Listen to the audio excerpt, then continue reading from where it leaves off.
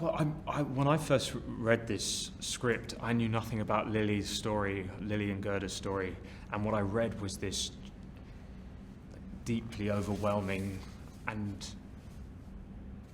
highly passionate love story, which sort of questioned the boundaries of love in some ways, but also within this was a story of authenticity and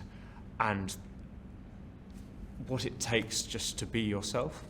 And as simple as that sounds, it is the most complex of things in which, and so for me, those were the things that I was after in portraying Lily. Those were the themes of the film that grabbed me when I read the script and that I was trying to make sure sung when we finished it.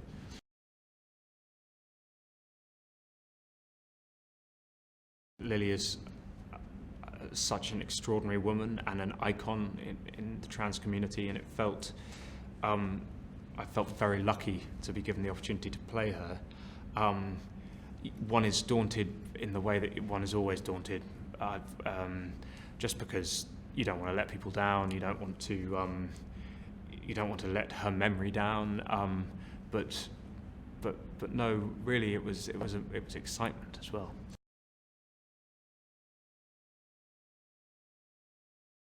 I mean, I did. The film wasn't greenlit until much later, long after I'd been given the script. So, in that time, I'd worked with Lana Wachowski, who we'd talked about Lily together, and she had owned art by Gerda and really pointed me then to books to read. Kate Bornstein's book, Gender Outlaw, and Jan Morris's book, Conundrum, as places to start reading and to start educating myself. But this was before we knew when the film was going to happen. So for me, that was just also about life and educating myself.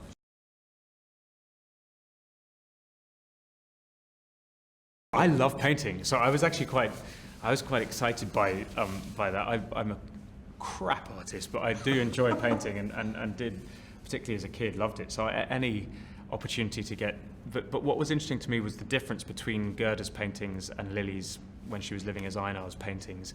And there was something, if you look at Einar Weiner's paintings, there is something very specific about them, and that's quite contained, whereas Gerda's are much freer. And that was interesting to me because you look at photos or drawings of Lily when she was living as Einar, and she'd have these huge collars that were sort of almost strangling, and it was like there was an exoskeleton that she'd sort of built up, and it was, as Lily begins to reveal herself, it was about uncovering those things.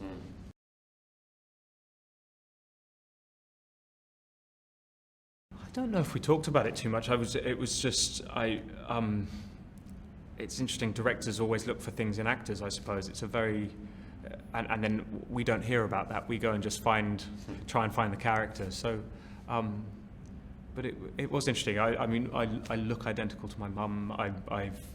My first ever professional job was playing viola in Twelfth Night, and so it's not. So the notion of the feminine in me it wasn't a surprise at all. It was, and it was really riveting for me to investigate.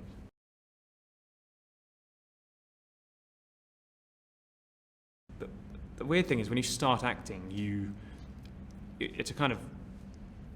you're a one-man band, and you go from, if you're lucky enough to get jobs, you go from different jobs to different whole new groups of people, and it can be a bit lonely at times, or not lonely, but it's a sort of, you're self-employed basically, and then what's amazing is if you befriend people and you get to work with them again, and Tom is a friend, and he has seen a lot of my work on stage and things, so he knows all my tropes and my tricks, and he sees through those things, and we can have a level of honesty in which cuts to the chase, and so it's a great treat to get to work with a friend, really.